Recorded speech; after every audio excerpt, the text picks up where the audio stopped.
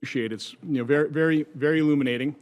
The purpose of these hearings, this is our third in a series of hearings on border security and a broken immigration system.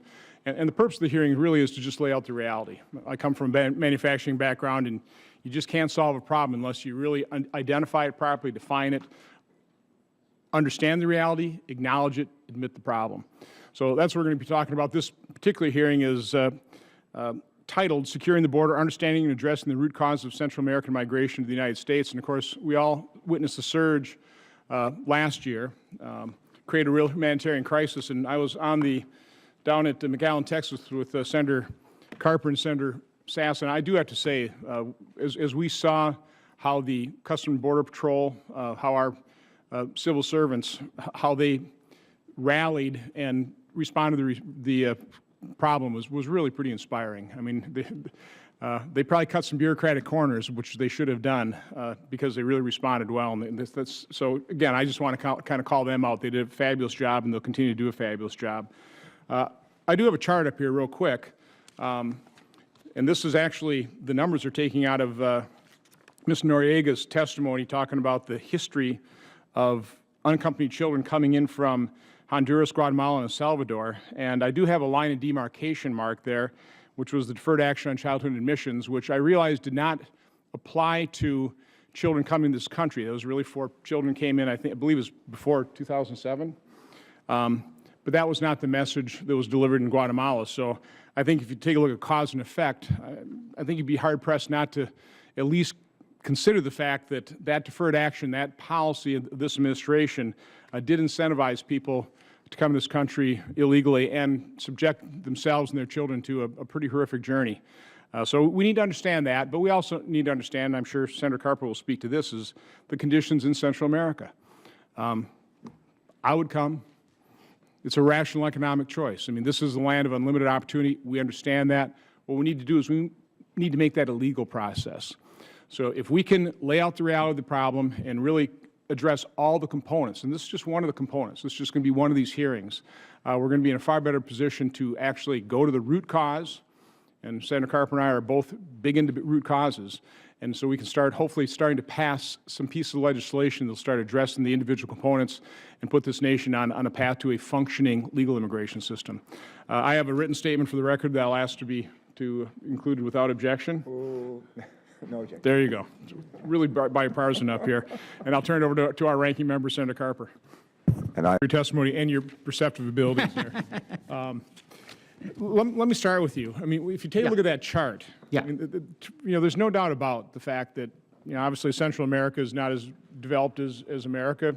Conditions here, there are far greater opportunities. There's a huge wage disparity. There's been for, for quite some time. We do see one action that changed, is deferred action on childhood admissions. The conditions were similar in 2009, 2010, 2011. Other than deferred action on childhood admissions occurring in 2012, did something else change? I mean, was there some dramatic shift in wage disparity or increased violence? I've actually seen homicide rates decline over that time period in some of those. So did something else happen that I'm not aware of that would lead us to look at a different root cause in terms of the surge? I'm just talking about the surge. The conditions, the pull factor, the push factors that existed for quite some time certainly contributed to the 3,000, the 4,000, the 4,000 in 2009, 2010, 2011. What, other than deferred action on childhood admissions, was there some other proximate cause to this surge from Central America? Yeah, thank you. That's a very important and relevant question, and it's a complicated response. A couple things. One, in 2012, Honduras had the world's highest homicide rate, over 90 per 100,000. What was it in 2009? Much lower.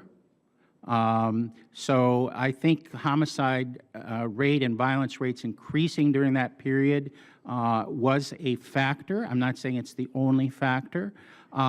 We saw the economies of Central America declining over that period as well. I think if I'm remembering right, and I don't have the data in front of me, Salvador's growth rate in 2012 and 13 was around 1%.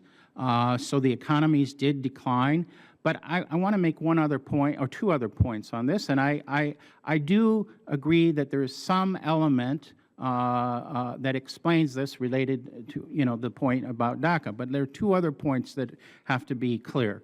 We didn't see an equal increase in Mexican children coming to the United States, or Nicaraguan children for that matter, all of which you could say, generally are in the same region where coyotes, where traffickers are very outspoken. Of course, Mexican children get returned at a rate of, what, 97% according to Mr. I'm Kandel? sorry? Mexican children get returned at the rate of 95%. I do want some other people to answer some questions. But can I just add one other Very thing? quickly. That chart only goes to 2009. If you go back to 2005, there would be another enormous spike, not at the 214 level, but at another spike. In other words, this has been an up and down cycle, and it's not fair to just pick a set of years and not look at the whole thing. I'll look at that. Yeah. Mr. Franco, do you have any comments on that? Oh, I do. Mr. Chairman. I'm glad you called me on this question. First of all, Your microphone? I have a lot of respect. I've known Eric for 30 years. I have a lot of respect for you. But anybody who doesn't look at that chart and draw the conclusion anybody would draw, which is the President's actions have been the chief pull factor that changed. Look, we've been around this region, all of us, for 30 years. There was violent civil war in that region in the 1980s. When I was at USAID, San Salvador was the murder capital of the world. We didn't have this surge. We didn't have the surge in the 1980s of children showing up. This has to do, and is tied, and anybody who's really serious about it understands it to be the case. The reason, Eric, there is a difference, Mr. Chairman, there is a difference. No, this isn't crossfire. The reason there is the disparity between Mexicans and Central Americans is because the law is different, and that's precisely what we wanted to do. Or in terms of say we, I have advocated for a period of time is let's apply the rules and the laws we apply to Mexican children to Central American children. You would have the surge end. It's a simple fact. Now, that doesn't mean that there aren't problems in the region. That doesn't mean there isn't gang violence. That doesn't mean that we don't have a role, and we do. And with all due respect to my colleague, no one is advocating doing nothing. As I testified, we have, as a country, and you as a Congress, poured and continue to pour billions of dollars. The question is this the way to solve the problem? The one thing my colleague did not mention was the border, and that is under your control to enforce the laws of the United States. And that will send a very clear message to smugglers and would-be illegal immigrants. That's just a simple fact. And if the President's, frankly, I think, illegal executive actions are rescinded, that will also send a very clear message in Central America that the laws of the United States are going to be upheld. Let me go to Ambassador Noriega. To what extent has Central America improved their government's reduced levels of corruption, that we could have some assurance that if we spend more money down there, it's going to be put to good use? Is there any evidence of that? These sorts of things, there's cycles.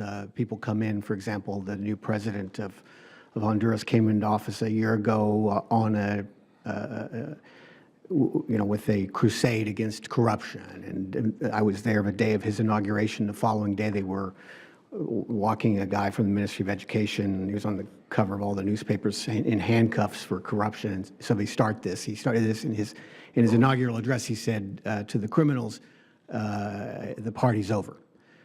Now, the rest of the story is the levels of corruption continue pretty appreciably. I would note that all of the things that Eric, my dear friend, mentioned in terms of recommendations he would specifically make, none of them cost any money, really. And I note, for example, and Vice President Biden has done terrific work on this, and he brought the leaders together in early March, and they made a commitment to very specific benchmarks. And this is really important. The Hondurans agreed to police service reform by June 2015. They also agreed to deploy an additional 6,000 police over the next 3 years. El Salvador said they would have a bill criminalizing bulk cash smuggling by June 2015. Guatemala said that they would introduce legislation to transition from an inquisitorial to an accusatorial judicial system by December 2015. These things don't cost money. And frankly, I commend the Vice President for leading this effort in dragging these commitments out of these people and getting it on paper and getting a commitment, and we'll be able to measure against those things. But again, they don't. A lot of the things that have to be done to jumpstart economic growth in that country, that will then create economic opportunity, revenue to the state, and allow it to have a more effective state to apply the rule of law against all parties without fear or favor. To start that, the rule of law, a commitment to rooting out corruption doesn't cost any money, and they can take advantage then of the free trade agreement that we extended to them 9 years ago. So I don't lose this line of questioning. You said you were pretty instrumental in being involved in Plan Colombia. Can you talk about, in briefly, what was the key aspects? Why did that work? Has it worked as well as it's advertised? I would imagine there's still problems, but I mean, what would be different in what happened in Colombia versus what may or may not happen in the other Central American countries? Well, a measure of how well it's worked is that everybody takes credit for it, and everybody calls it bipartisan. But in point of fact, a couple of key ingredients: congressional engagement. This was a legislation that was driven, frankly, by House Republicans who, like Ben Gilman from New York. I used to work for him, in full disclosure. Dennis Hastert, who went on to become Speaker. These people knew these issues very, very well. They traveled. But again, what was different in Colombia? Okay, or so what's common in Colombia that we could count on doing something let me similar? jump forward. The political will. Few people have come along in these countries that have the backbone, the vision, the tireless commitment of Álvaro Uribe in Colombia, who worked 7 days a week, 24/7. Really, I would visit, and his ministers looked like they were all going to pass out from exhaustion because he ran them ragged. Accountability. He insisted that the state be accountable to the people. And frankly, I don't see that level of political leadership from these folks in Central America, and that's what it requires. And again, that doesn't cost any money. That was one leader. That was one leader, and People made it, following him. it was essential. And the key point is, it's not really there now. We can insist on greater accountability. We can insist on some of the issues that I mentioned about El Salvador being cleaned up by the president. We can use our own law enforcement to bring sanctions against individuals and to send a very clear signal that the United States is changing the way we engage in the region. And that doesn't really cost a lot of money. Okay, well, thank you. Senator Carper, you ready?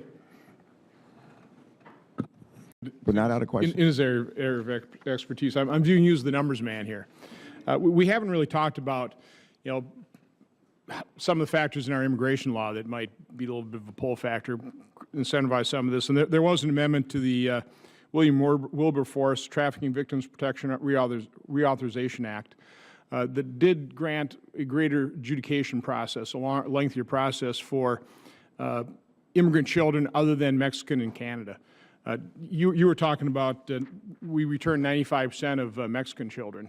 Again, that's kind of a real deterrent from sending somebody here if you get sent back right away.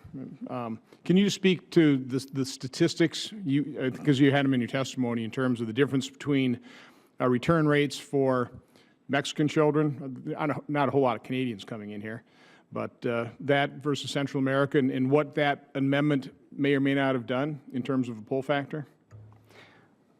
Well, I don't have statistics on the return rates for Central American children. They're very difficult to calculate. But we do know that... You do statistics on how many we've returned from the last surge, which was primarily, a large chunk of that really was from Central America, so... That's right. But the returns don't correspond to the apprehensions, so it's very difficult to sort of come up with a rate for... Okay, don't worry about, so just give us the numbers then. What numbers are you requesting? Well, again, just tell us again how many people have been given notices to appear, how many people appeared, how many people were returned of that latest surge. It's not a high percentage. I mean, we had tens of thousands come, we've returned 1,400, I think, in your testimony? That's right. That's right. Anybody want to speak to the incentive factor of that lengthened adjudication process? Ambassador? After day one, they don't look back over their shoulders saying, gosh, I got to report for that hearing. They're home free. And their expectation is that by the time they need to appear, there's going to be an amnesty or a legalization. And people, you know, during that crisis, I realized that, you know, very few people in this town really understood immigration law. It's just so many patchworks over patches. But what they're looking at is the practical impact. And the fact was, the word got back to Central America that if once you're in the country, they hand you a little permiso and you're home clean, and I collect my money. And in your testimony, you talked about the advertising they were doing. It's very effective. Now, we've had a counter-advertising program for that. Is that effective? Has that been somewhat effective at least? Frankly, I don't think so, because so long as we have an executive decree or an executive actions taken by the president, people will twist those around, so long as that is the message. Misinterpreted, misrepresented, granted, but just as the fact of the matter is that unless you're returned quickly at the border, you will overstay. So long as the president's words can be twisted, remember the profile of the person that makes this trek and the social, economic, and educational background of the people involved. These are not PhD people or lawyers that are doing this. So long as that remains the message, we will continue to see these additional pressures for illegal immigration. The message also is when they see a friend go and not come back, they figure they got... Absolutely. And, you know, I take a little bit of an exception with this idea of the bestia. If you have, I know this is covered by Spanish television today. I watch the Spanish news programs every night, and I see the train, and I see it, I see it completely going. I really think that I'm sure the Mexican authorities would like to do and cooperate with us, but they're quite limited since large amounts of Mexico are under gang control and gang protection. And so long as this remains big business, and we didn't really get into it, it's a $6 billion business, smuggling involved, just like drug trafficking. And so long as the executive action is perceived as even gravy or an additional incentive, our problems will continue to mount. There has been a decline in the number of children coming here this year. What do you contribute that to greater enforcement on the Mexican and the southern border, or the border between Mexico and Central America? I mean, I was just there, and I differ from my colleague here.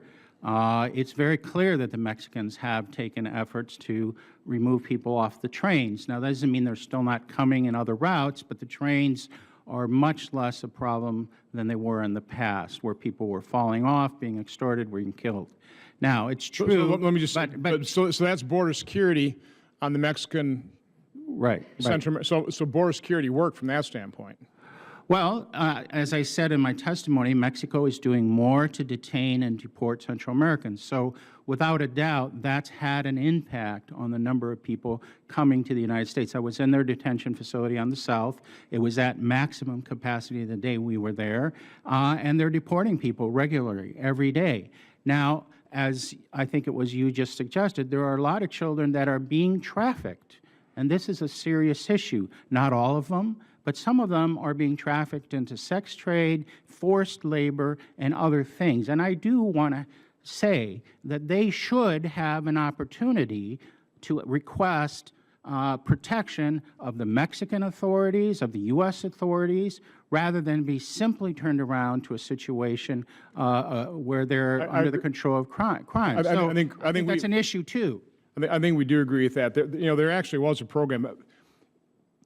I'm trying to get, I'm an accountant, so I like numbers. So yesterday's hearing, we talked about the drug trade being about $150 billion worth in the Americans, $150 billion. Mr. Franco, you just talked about the human trafficking about $6 billion. I asked that question yesterday. Nobody had a figure. I would like to know where you got that. But two-part question. We also did create a program, Central American Minors, refugee parole program.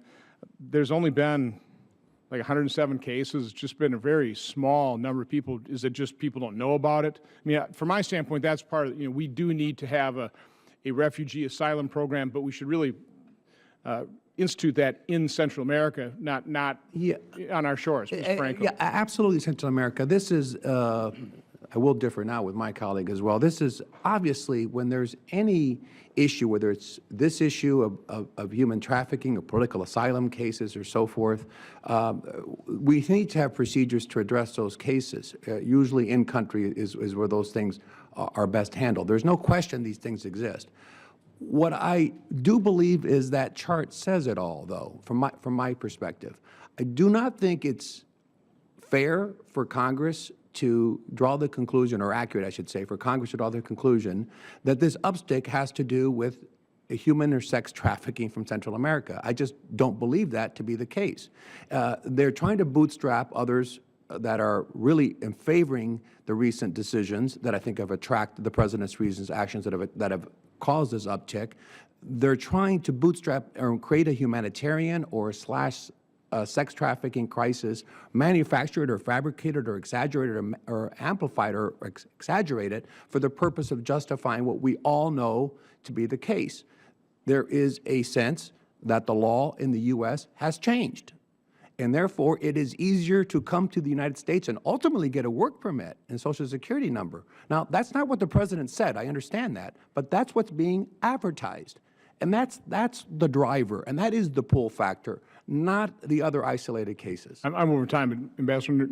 Very, very briefly, I know that we will all agree on this, which is where those human rights violations, political asylum, and legitimate claims exist, they have to be adjudicated.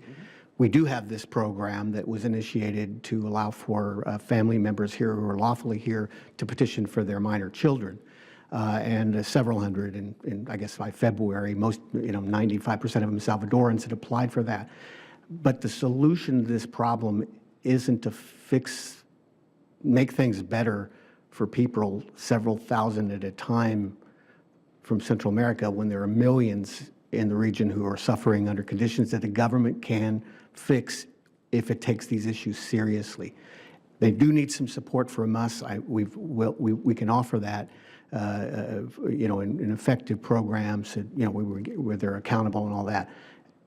And we do have an obligation to do that, but that's where the problem has to be done. And the governments have a long way to go before they've vindicated their responsibilities. Thank you. Senator Kenneth, I'd like to just start, again, referring to that chart and graph over there, again, trying to get to the root cause. Do either of you three gentlemen, can you think of something? Again, we've had the income disparity, we've had crime and violence in Central America for many years. We had 3,000, 3,300, then 4,400, then about 4,000 in 2009, 2010, 2011. Then we had deferred action childhood admissions, and we got 10,000, 20,000, then 52,000. To me, that looks like cause and effect. Is there another explanation that's plausible? So, Mr. Bersin. if I might, Mr. Chairman, the one thing that everyone agrees with in the context of discussing immigration is that our system's broken and that it's been broken. And regardless of where you end up in an argument, everyone starts off with the premise that the system is broken. And in fact, even when people argue that the executive actions are the cause of the increase in Central American migration, it seems to me that there's a little bit something disingenuous about it in this respect. This would be tantamount to a statement in a securities prospectus having to do with a business being willfully misrepresented by a broker who then fraudulently induces an investor to invest in the business, and then we end up blaming the business for having put the statement in the prospectus. Whatever people believe about my question was pretty simple. Is there another cause that you can point to that caused that surge or spike other than the proximate cause we see here with the deferred action on childhood admissions? You've got a broken system, but you're breaking it further. The distortions by the smugglers and human traffickers of the state of facts is actually what caused the problem. I don't think there's actually any dispute about that.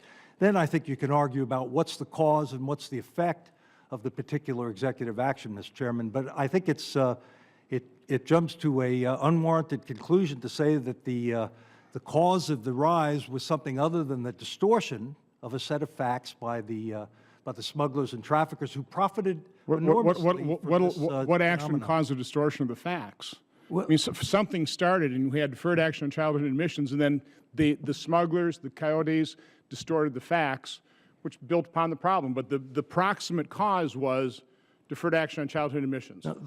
With all due respect, again, you said that was in dispute. with all due respect, it is in dispute, because that would be the same as blaming that businessman for having put a statement in a prospectus that is actually, you could argue whether or not it's a good business proposition, but the distortion of that proposition is actually the cause of the fraud, not the statement in the prospectus. Thank you, sir. If I could add, Mr. Chairman, looking at your chart, there was also, as we know, a massive outmigration from the western highlands of Guatemala, a very rural area that does depend very much on rural agricultural products. And one of the things that has struck the entire Central America region is a coffee rust that decimated coffee harvests. And we do include in the President's request programmatic support to help stabilize rural farm incomes and to help these coffee growers get their feet back on the ground as well. I've got the information by country, and we went from about 1,300 in El Salvador to 16,000, 1,500 in El Salvador, in Guatemala to 17,000. Honduras went from 900 to 18,000. So this was across the board. It wasn't just simply at Guatemala. General, do you have any comments on it, or? I would just add, Mr. Chairman, that I think we all can agree that there are both push factors and pull factors. On the pull side, the misinterpretation and if you will, the strategic communications plan used by the coyotes to spread the misunderstanding of the policy was one aspect. I think we could also probably look at the economic downturn in the region around this same time, as well as the increasing violence that was also probably a factor. I think it's a combination of a We also had an variety of economic downturn here. You've all testified, boy, if we have a secure, democratic, prosperous Central America, we got no problems, which I would agree with. How do you create a secure, democratic, prosperous Central America when you have, from our previous panel, pretty much rampant corruption? We did meet with the U.S. ambassadors to those countries yesterday, and there's corruption in the police departments. You can continue to add policemen to the force, but if that's a totally corrupt system, it was interesting to me talking about the gangs. I would have thought the gangs were related to drug trafficking, but it's really transit through Central America. The gangs are all about extortion rackets. So how do you throw another $1 billion into that region and expect any other types of any kind of different result?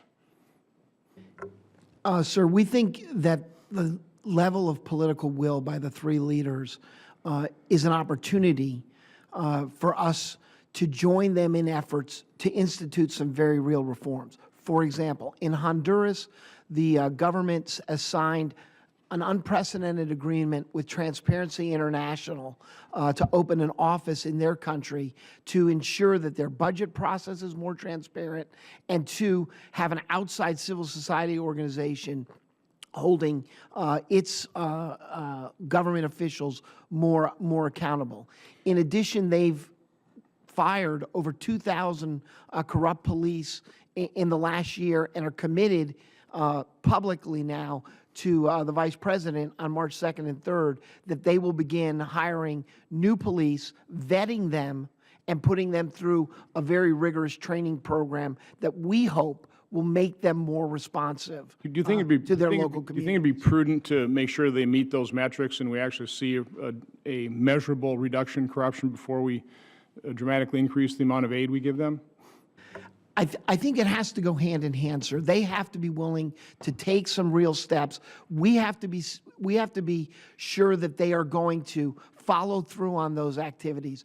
But it's very important that U.S. leadership be part of this effort, and U.S. assistance is a concrete way for us to hold them and the people who are actually below the government leadership level to follow through on the commitments their leaders are making by leveraging U.S. assistance to insist on those reforms. Okay, Senator Carper.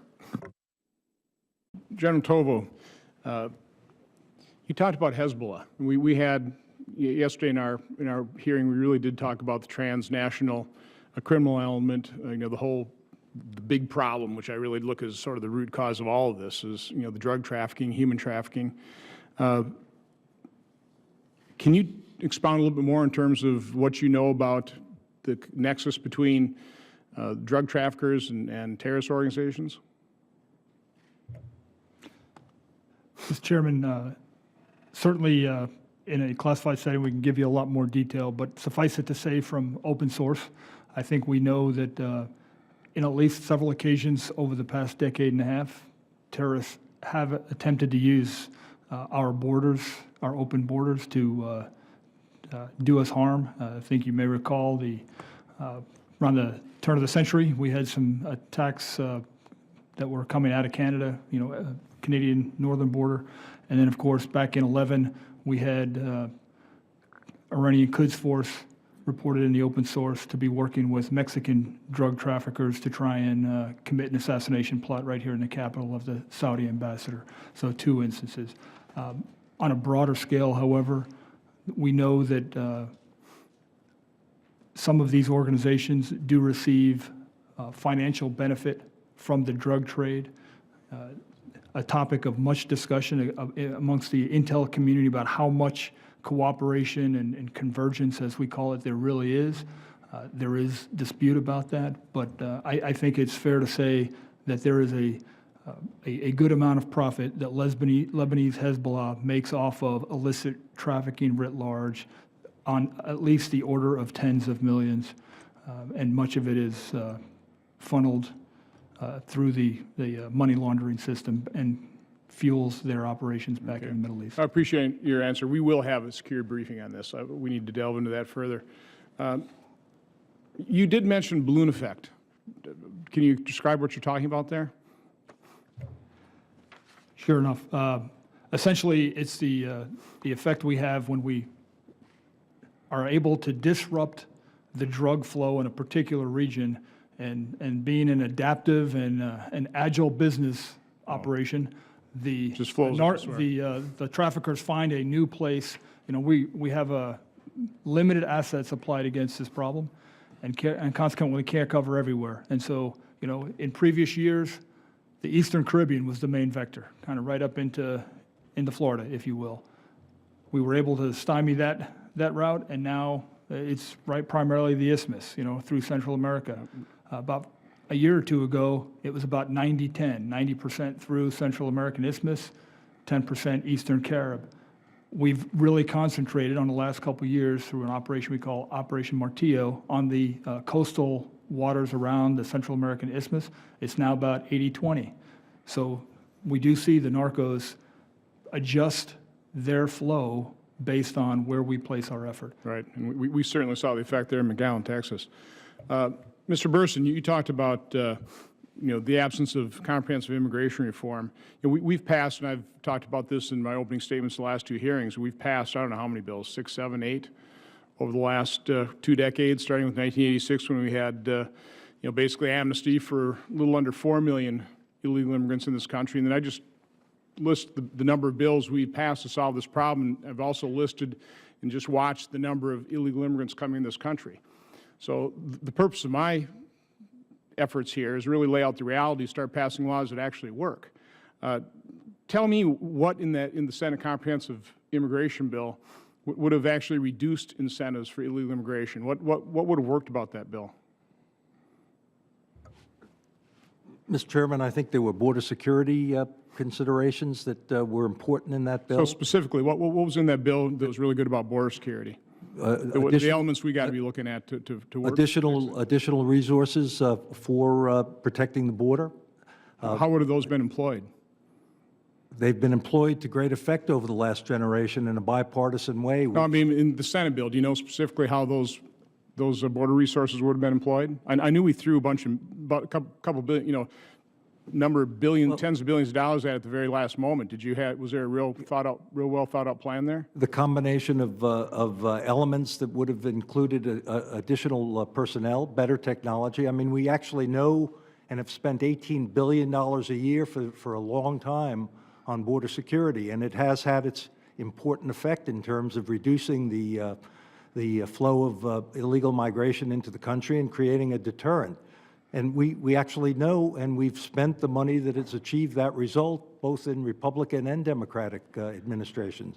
In addition to that, Senator, there was But let me just say, the number of illegal immigrants continues to rise in this country. After all those efforts, Secure Fence Act 2006, I mean, all those efforts just continues to rise. I respectfully disagree with you, sir. The number of illegal migrants coming into the country is actually at a 70-year low.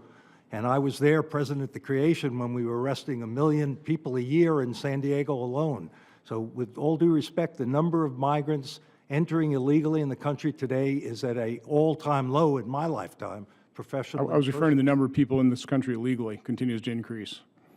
It's flattened out for, you know, we've had kind of a sluggish economy, no doubt about that. The comprehensive immigration reform actually created a system by which people could actually earn their way to legal status and come out of the shadows, and that would have a great effect on the communities of this country. I think you don't believe, like deferred action on childhood admissions, that would create an incentive for illegal immigration prior to securing your border? No, sir, not in the way that the distortions that took over last summer a summer ago had an effect. I think that, in fact, when there is a system that is operating and that permits people to move through specified stages, that, in fact, this would not lead to the kind of surge that we saw in the summer of 14. Well, I guess that is a basic disagreement, because I look at deferred action on childhood admissions as a huge incentive for what caused that. And again, you deny that. I mean, you're saying it's a distortion of that.